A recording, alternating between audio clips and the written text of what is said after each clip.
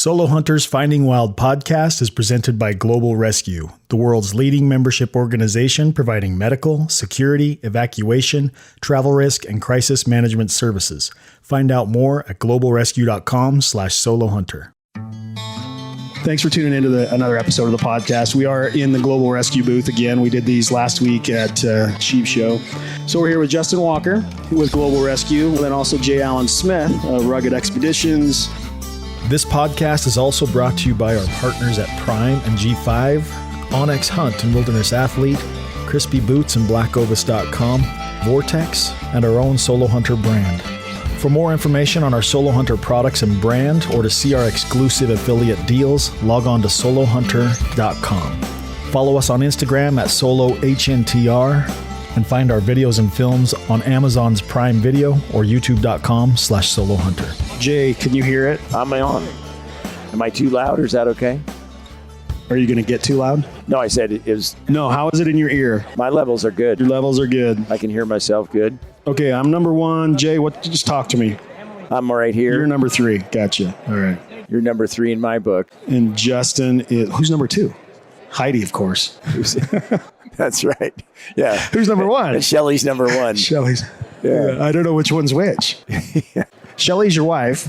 Yeah, but she's also blonde, so people get Shelly and, that don't know Shelly that well, they always assume that Heidi is that. So they'll come up and go, "Oh, how is it being married to Alain?" She's that. No, I'm the boss. I'm not married to him. So she's the boss. Okay, that's what I was trying to figure out here. Who keeps you under control? She manages and takes care of everything, and she runs all of the Rugged X stuff, and so she holds the fort down when I'm off working. Well, that's what it is. It's work. Every morning I wake up and go, "Ah, crap! Not another hunting trip."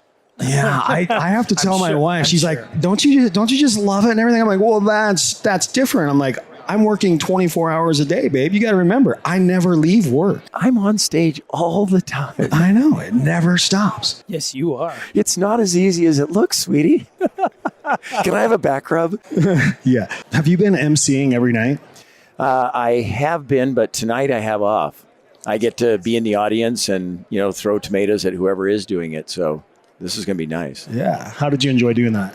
It was really fun. I always look at these MC jobs as being, a way to give back. SCI has done such a great job as, promoting hunters' rights and being really the leading voice in hunting. And if I can be here and contribute and give back for all the things they do for us as an industry and as hunters, it makes me feel great. I'm really happy to do it. And I like doing it. It's a lot of fun and it's a lot of work. You just don't go up there and, people might think the dancing chicken just gets up there and things happen, but I actually have to prep. Sure. Yeah. So the dancing chicken has to practice, right? That's right. For all my nice moves. Yeah. Yeah. Oh man, I that would be the toughest job. There's no way I could do it. Even if I was asked to, I'd be like, yeah, that's not going to happen for me. It was fun with Shockey last night. When, Jim and I have been friends forever, but we've got this shtick going on right now, giving each other a hard time. And ribbon, lots of ribbon. It was so much fun. He had a couple just great lines, and I started out the evening, for those that missed it, with the 10 reasons why it's better to be shorter than Jim Shockey. So that let's hear those 10 reasons, should we? I don't know if I remember all 10. Top three. I think one of them was, Jim has never had Snow White say, hi ho, it's off to work you go to him. And she said that to me. So, that's one of them. When people tell Jim to, appreciate the little things in life, he gives me a hug. Oh, that's dirty. That's dirty. There's a few other low blows I threw out for him. But, we had a great time. And it was celebrating the hunters and some of the achievements that a lot of these, great hunters that are here at the show, have achieved. And by giving to SCI and being part of the record book, some people I think that, you put your stuff in the record book as an ego boost and all that. But the reality is that it really is documenting what's happening out there right now. We were just talking to a gentleman earlier who came up and he's shot a new world record elk with a muzzleloader.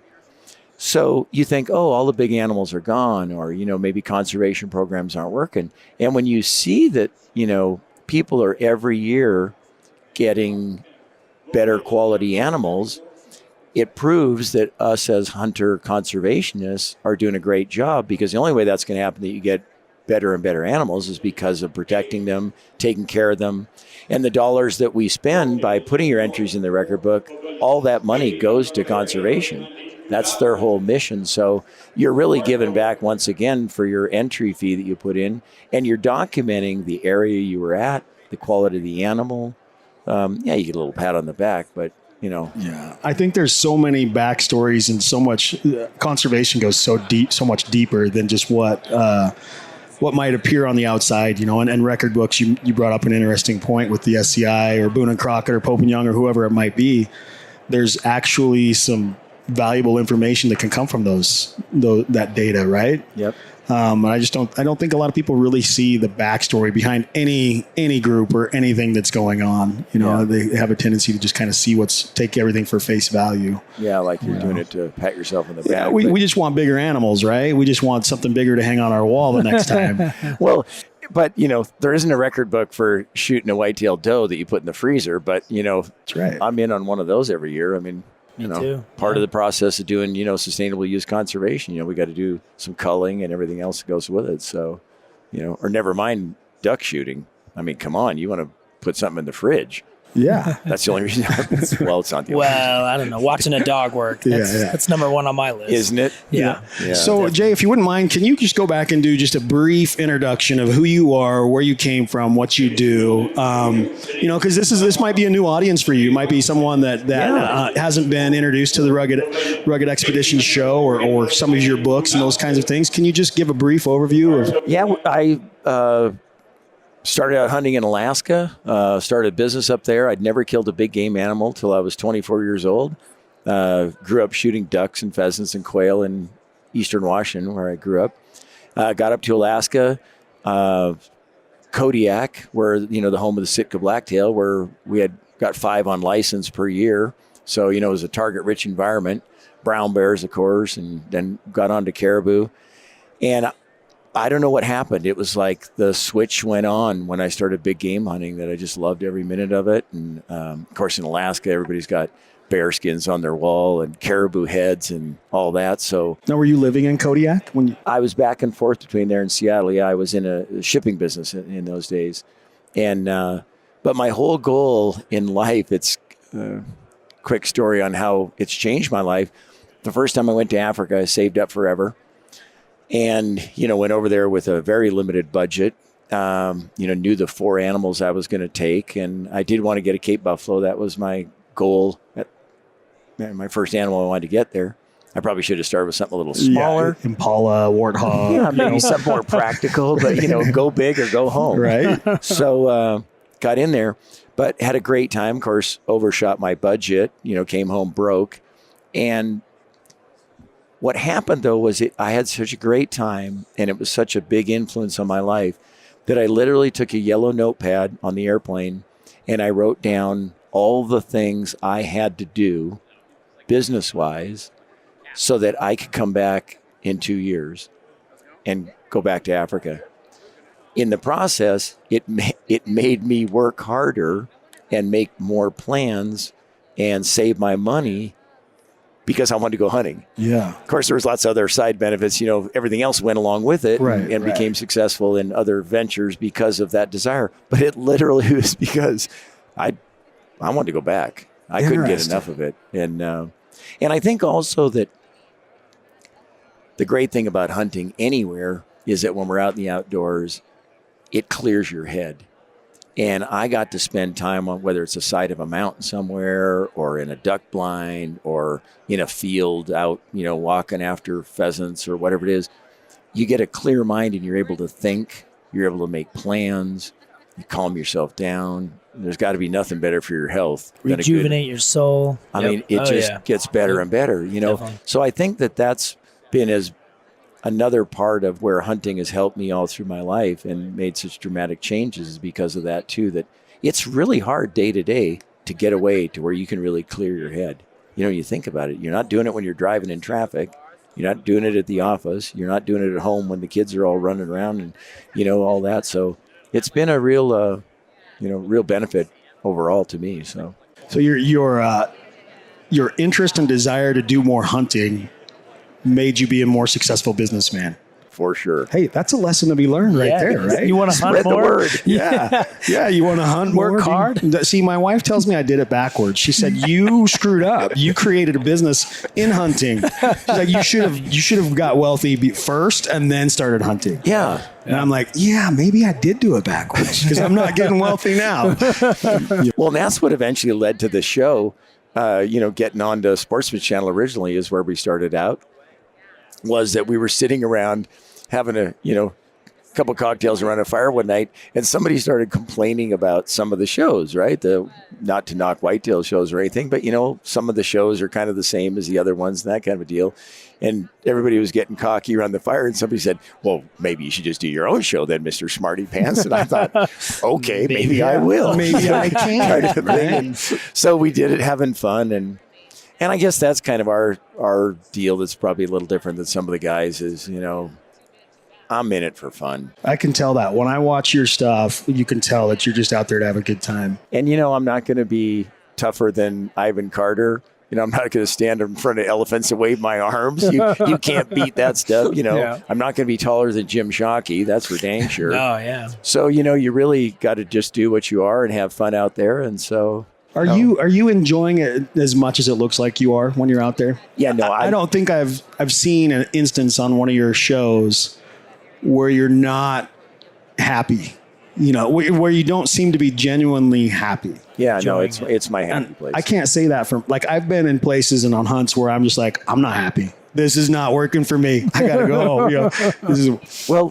I do have a really good editor too, so he probably doesn't show when I'm cranky in the morning before I get my coffee or anything. But, yeah. But no, it's awesome. I mean, I'm the luckiest guy in the world to get to do what we get to do and meet all the people we get to meet and go to all these great places, and it's been a great ride.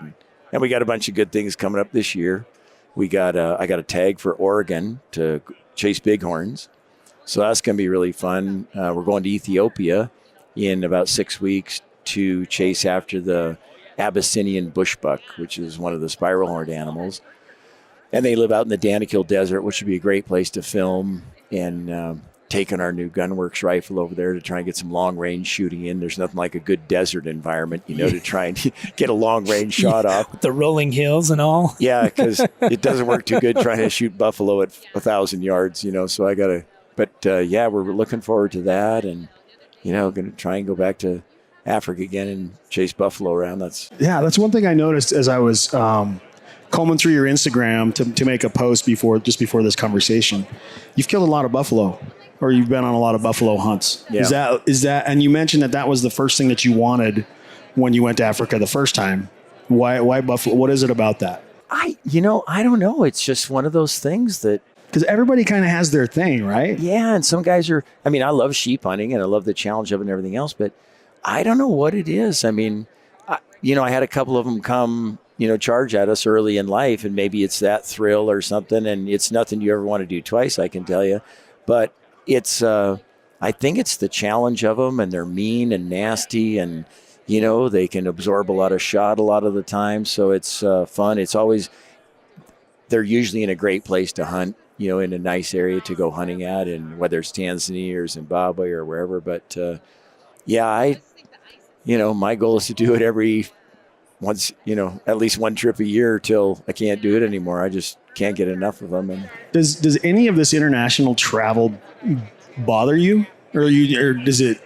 Are you just so accustomed to it and just so experienced with it that it is just second nature to you?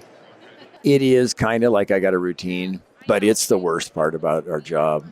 I mean, we all travel and, between the airports and hauling guns around and the paperwork. And yeah, I'd say that's the number one obstacle that keeps me from hunting internationally. It's not, I wouldn't say it's the money or the time or anything. It's more just that I don't want to deal with it. I have issues dealing with email, let alone, registering a firearm to go to Tanzania or whatever. Or getting there and then you've got to, grease the customs agents plenty of $100 bills in your pocket, right? It's amazing how every customs agent in the world knows who Ben Franklin is. I see. Yeah, that's the universal language right Everybody knows who he is. Things go a lot smoother, but no, it's getting tougher and tougher, and it's but it's just part of the deal. Because you do it a lot. Yeah, I'm on the road about 150 days. I've cut back, so I'm down to 150 days a year of international, and then we get some shooting in North America as well. But are you still running a business outside of this, or is Rugged X, that's your deal? That's what my you're baby doing? And yep, I got out of the business world quite a few years ago and been just concentrating on this now, and it's been great. Our viewerships are way up, and thanks to everybody that's watching the shows, and great sponsors, and which has really made it. Where's your show now? Like I've seen it on Amazon and Prime. Yep. You got We're also on YouTube. I've seen the YouTube. Yep. And then and your videos do well there. Like they do really well. We had 6.5 million views last year. Yeah. To the shows. And I'd be bragging if I had 100,000. Well, I wouldn't. I mean, the numbers have gone so crazy that, if somebody would have said 4 years ago when we decided to go from television to the internet, you that did we'd be at this 4 kind years of ago number. as you moved? Yeah. Last year, 2018 was the first year, or 19, excuse me. I pulled off the Outdoor Channel after 9 seasons there or something. Yeah. It was scary. It's a big leap, isn't it? But, it's the times change. And there still is a place in the world for the cable and for television. But, so many of the people now are going there for their content. And the other great thing about those kinds of numbers, or the viewership that we're seeing, is that people come and watch your show. They're just not scrolling through the TV and happen to watch 5 minutes of it. They're actively going to see it, which is a real honor that people are actually looking to see what's Alan Smith up to this week. It's from an analytical standpoint, and even from a sales standpoint, to be able to talk with your partners and your sponsors about real data.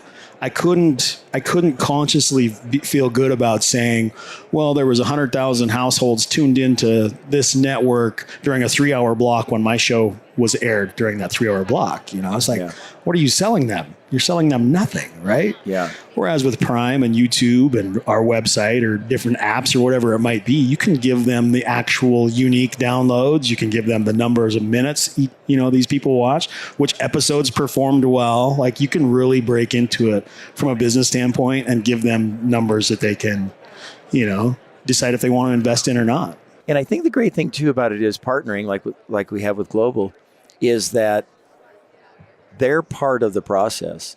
We can share content with you guys. You share yours with us. The whole being connected of Instagram, promotion, Facebook, where now the advertising medium's completely changed.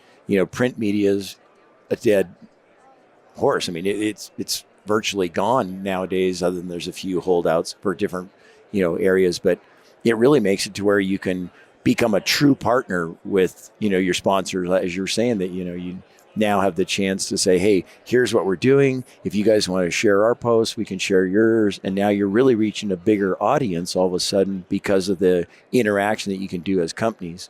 I just think of the barrier to market. When a brand comes out with a new product line or new product, with television, you were always a year behind at the minimum, at the best. Yeah. Now your barrier to market with digital platforms is they can come out with something now. Like I'm using some products that aren't even on the market yet.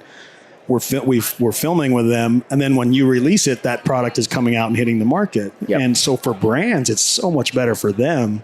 The barrier to market is nothing, essentially. Yeah. That's what really I like about it, is because then you feel like you are working with your partners, right? Instead of just having a handout saying, sponsor me so I can go on these cool hunts, it's... Well, I'm sure Justin will say, too, that it's nice to be able to see that there's been some results. For sure. Yeah. We see everything that you do. We get to watch it, monetize it, put it into, our different platforms, which makes it nice, especially appealing to that hunting audience. And we do it with Tim as well. I mean, it works out really great. Yeah, for you guys, your audience is, mine and Jay's audience are probably, they're the same, right? They're sure. Guys that want to hunt.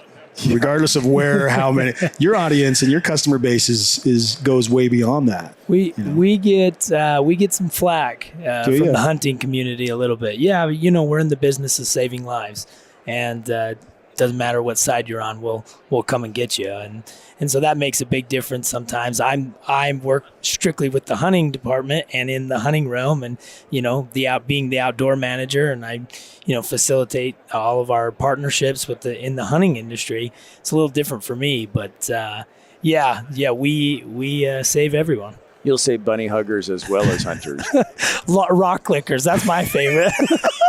Wait, rock clickers? Rock lickers. Oh, that's my favorite. Like, what's a rock clicker? Rock lickers. Luckily, they won't be listening to this, so I think we'll be okay. I know my audience is pretty diverse. I don't know. Yeah, we'll see how it plays in Seattle. Yeah, right. Yeah, that's one good thing about living in Seattle. I never have to worry about going into a restaurant and seeing anybody that watches my show. As a rule of thumb, so they don't know. Well, we kind of we're kind of a left wing area, but sure. Actually, it's a great place to live, and I love it. But I'm just kidding, all you Seattle people. I love you. There's something to be said about anonymity, though, in the right circles. It's awesome. It's nice to be able to just hide. It's harder for you. You've got this look about you. You've been in the industry for a long time. You're like this big superstar up on the stage for SCI. Yeah. I mean, I can't imagine what that's like. Hold on, my headphones don't fit anymore. You're blowing me up here. Yeah. But no, it's been the whole show idea and this new thing that, the internet has happened. If you would have said that we'd be doing this for the hunting industry, because you see all these other things, music videos and this whole other world that's changed, but now hunting is doing it. Are you kidding me? And it's a huge market now. But I think, but it's more than just hunting. I mean, the conservation. I think people outside of the hunting circles understand conservation and wildlife and preservation, right? I don't know that they necessarily understand how deeply involved. Somebody just crop dusted our conversation Seriously. here. I mean, it was big time. I hate to interrupt this conversation, but I mean, I'm like, who in the that heck? guy? Seriously? I hope is heading towards the bathroom. Somebody walked by and was like, "Hey, these guys, watch this." They're on a podcast. They're standing somewhere with his buddies, pointing and laughing because they know we just caught that. Exactly. Oh my heck! Can you believe? Yeah. I didn't want to point fingers at the other two guys standing here at this table, but it was pretty funny though. I think it's the big guy standing behind you. I think it might be. He keeps looking over and he's done circles. I wasn't going to say anything until I saw Justin's eyes watering, and I thought, "Uh-oh, who is doing that?" Hey, that's when you try to talk so that you're exhaling all the time. That's why I was talking, and you ruined it. Then I had to breathe it in.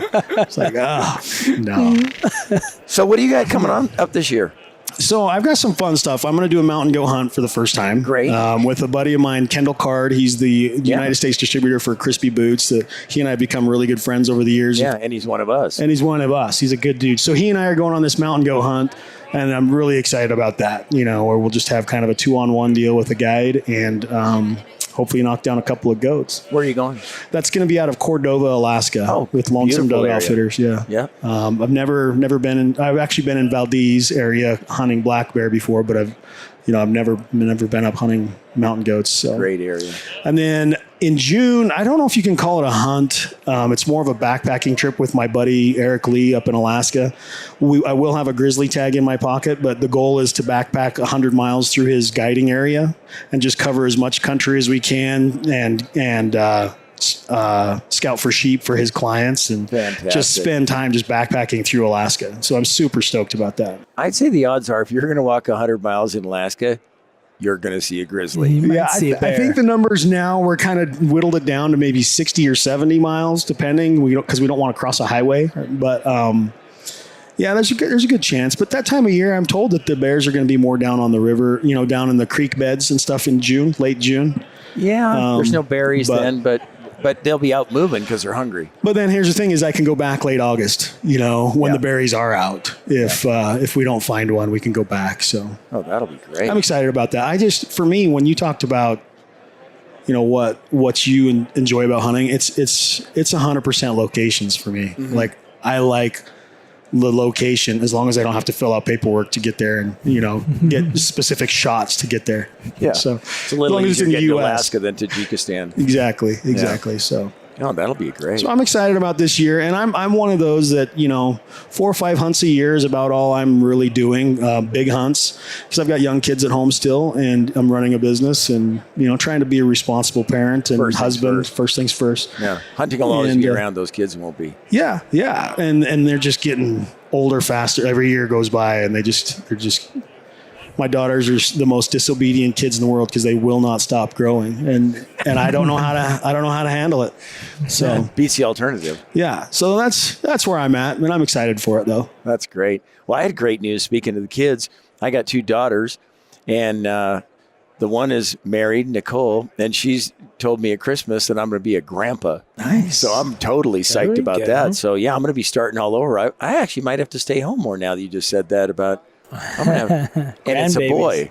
Oh, that's awesome. So while I'm here, I'm getting him a life membership, of course, for SCI, and I know he needs a new shotgun and a new rifle. That's right. Don't tell Shelly. That's right. Don't tell Shelly, right? Yeah. This kid is going to be hooked up.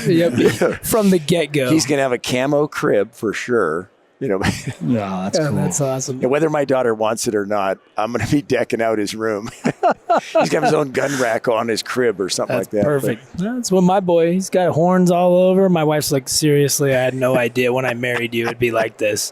And it's the truth. It's funny. We were in Germany last week at the Jagenhund show, and we went to this castle called Schlossberg. And we walk in, and I'm like, I got to get something for Lawson's. My boy's 8 months old, and I'm picking up these swords. I'm like, let's get him one of these. And she says, he's 8 months. He'll 10 years. He'll be. I know, but let's just do it, okay? Because this thing is awesome. So it was a good time, man. Germany's awesome. Nothing like dads buying practical gifts for their kids. Jay Allen's grandbaby boy. He's got shotguns and horns, and we've got him hunts hooked up when he turns 12. Will this make him the youngest SCI life member ever if he's not even born yet? I think so. Yeah. No. Well, so certainly somebody's done it before, right? Yeah, probably. I don't know. I'll have to check. You always want to set a new record. There you go. Maybe in another 20 years, he'll be up there emceeing the convention nights. Yeah, hey, there you great, go. Yeah. Let's hope we're all still doing this. That would be fantastic. Let's hope it's around. So that's where I was going to, like, what are your plans? Do you plan on just doing this just for forever? As long as it's fun, I'm in. And the same thing with helping the organizations out. And I love the direction that we're going. It's always a challenge. And we have a big challenge as hunters to keep, getting more people out there. And if I can keep contributing to the industry through, whether it's through the shows or even being at these events and getting kids involved in hunting, it's worth it to me, because I just see every day it's tougher and tougher for access to land for kids to get out hunting. Thank God we have such a great system in the United States of public lands that we can go hunting on. But it's really opportunity. I see kids all the time that they're single parent family. The mom doesn't know nothing about hunting. They want to go. I'm sure you guys are the same. I've never taken a kid hunting or taken him shooting that they're not hooked. I mean, it's fun. Like, I've never had any of them. We used to shoot prairie dogs at the ranch that we had in Montana. And I take all these, my daughter's friends when they were 10, 11, 12 years old out there. They couldn't wait to go back the next year. I mean, it's just fun being outdoors and shooting rifles and learning about all that stuff and conservation, everything that goes with it, and appreciating, hey, we have cattle here and we have deer here, and we don't overgraze the area because we want the wildlife to do great as well. So they learn a lot about taking care of wildlife. But I think it's really important for us all to do what we can to get kids out. Take the neighbor kid out. We took some new kids out duck hunting this year. They went and got their hunter safety. Of course, you have to have it before they get a license. These guys are maniacs. They're sending me video clips of them blowing duck calls. I created monsters, but thank God we did. The best kind. Yeah. Oh yeah, so, that's awesome. But now I'm staying at it as long as I can. That's good, because the kids are so inquisitive too. Like, that's one thing I found with my kids is they're not just interested in what we're out there to hunt, and how we're going to hunt it and find it and kill it and whatever else. Like the things that you just talked about, the grazing, one instance was, why are they taking the cattle off now? So I had an opportunity to explain to him about the grazing and how, it's more than for the animal, it's for the environment. We're stewards of the land. We're not just stewards of the wildlife. And I think kids need to learn those things so that they can have more of a personal connection and more of a tie to it than just entertainment. Because I think the moment we look at hunting it's just entertainment, it's just something that we do for fun, then we've lost ourselves too. No, it's a big responsibility. I think for all of us, it's a big responsibility as hunters in general to make sure that we are projecting that image too, and reminding people that, we got our enemies out there and all that, but when you really sit down one-on-one with somebody and you explain about hunting, and even trophy hunting, and I know it's a bad word in a lot of people's, vocabulary, but it's when you sit down and give people the reasons why we hunt, the fact that no, we're not killing endangered species, and we're not killing, there's a sustainable use model that's really worked for, a couple hundred years now, and it still is, that there's no legitimate argument other than emotion. You can't fix the bunny hugging vegan that just hates you just because of what you are, but the general public, I think, though, by educating them and getting our message out is, going to continue to. Well, the hard thing is the anti-groups, the way that they're hitting social media is strictly not relevant information or not factual. And, they talk about elephants in Botswana. And, I was there this last year. I've seen the riverbeds in the Limpopo River, and these elephants, they've just turn it to shreds, and it's because they're so overpopulated there. And then you've got these organizations on this side saying, don't you dare shoot an elephant, and you got the local guy down the road that will, if he walks on his field, he'll shoot it just because, and he don't care. It's his livelihood. He has to. He's growing melons here. That elephant will come through with its group and they'll destroy the whole thing. I mean, yeah. Unfortunately, the world that we live in is when someone has an agenda, or a platform, you're not pulling them off that platform. And at that point, facts and truth doesn't matter. It doesn't matter. You can see it in politics or anything else. The grizzly bears in BC. I mean, look at that. That whole ordeal is just ridiculous. Or even closer to home, cats in California, or even black bears in California. It's scary to be in certain parts because they're just so. But I guess that's my point is like we've got a battle that's going to be with us for a long time because you're not going to convince the entirety of an organization of what we believe is right. Yeah. No doubt. We just have to, and what Jay and I specifically, what our responsibilities are is to represent hunting and to educate on the full spectrum of it, right? The conservation, preservation, internet, lifestyle part of it. Get a positive message out. Yeah. So, any other parting words of wisdom, Mr. J. Allen? Stay tuned. I'm sure we got something new up our sleeve this year. Believe it or not, we sometimes just make it up as we go. So that's 100%. But no, we're really excited about the year, and thanks for having us. It's a pleasure to get to be on here with you, and to be partners with Global Rescue is a dream come true for us. And I've had my share of close calls, and they've always been there for us. And have you ever had to mash the button? Have you ever had to call them in? I have not, although I got close one time. We did wreck a plane in Tanzania, which there's a story about it on Global Rescue's website that talks about, we crashed this twin engine plane coming in to land, and everybody luckily walked away from it, which is amazing. It is when amazing. You see the pictures of it actually got filmed from the front seat of the crash too, which was good news, bad news. Yeah. But, I just think that, when you have those kinds of things, or, you get stuck in Cameroon for an extra week, or, we've been run out of the CAR when they had a revolution one time. We were there, and we actually got flown out by the Catholic Rescue Mission in a 206 out of the bush. They flew us to Cameroon with no documentation, no visas, no gun permits, but we had to get out of the country, so they just dropped us off. And speaking of Ben Franklin, he came in handy that day. I'll bet he did. I'll bet that was an expensive ride. That was but also getting to customs, all of a sudden. You don't speak French too good, but my friend Ben. Where's my tip? That's my favorite. Do you have a tip for me? Oh, yeah, here's a Benjamin. Yep. But it's always good to have that peace of mind, to have Global, at your back. And I don't care whether, and my whole family is, covered. We don't go my daughters, anybody. There's no reason. It's such a great deal. And when you look at the benefits and the health coverage costs and everything else that goes with it, I would never think about going anywhere. Right. And I'm not talking just international. A lot of people don't realize when you leave your state with a lot of the health programs that are out there, you don't have coverage outside your state. In Washington State, we don't. Interesting. If I'm in Florida and I break my leg. Yeah, speaking on that, we had a guy this last fall. He was elk hunting in Idaho, horse riding by himself. It was during that November storm that was really bad, came up through the West Coast. Got bucked off his horse, landed on there's a pine tree that had a branch sticking out. Branch went through his rib cage. The guy was stuck for 3 days. He called us, but it took us, because the winds were so bad, we couldn't get a chopper, and he was backcountries on a horse. Took us 3 days to get to him. He used tape around his wound and basically sat there eating granola bars for 3 days. And we finally made a fire, used his horse's warmth, and just sat there for 3 days until we got him out. And his health insurance didn't cover anything because he was out of state. He's from Michigan.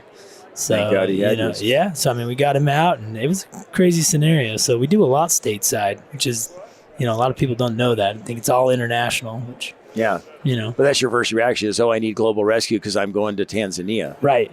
But you don't think about, or look at Alaska, right? Yeah. One of the most remote places on the face of the earth. You're talking about doing a 100-mile walk through the bush up there with grizzlies and everything else that's up there, and rivers to cross and snowfields and glaciers to walk across and all that. And we did 35 operations in Alaska last year. 35. Wow.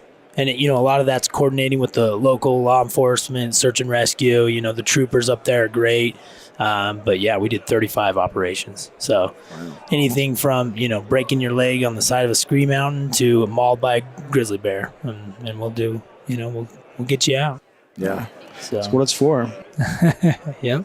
Well, cool. Well, Jay, it's been great to get to know you a little bit. Maybe we can do it again at some point. Let's do it. I appreciate it. Thanks for having us. Look forward to seeing what your new adventures are.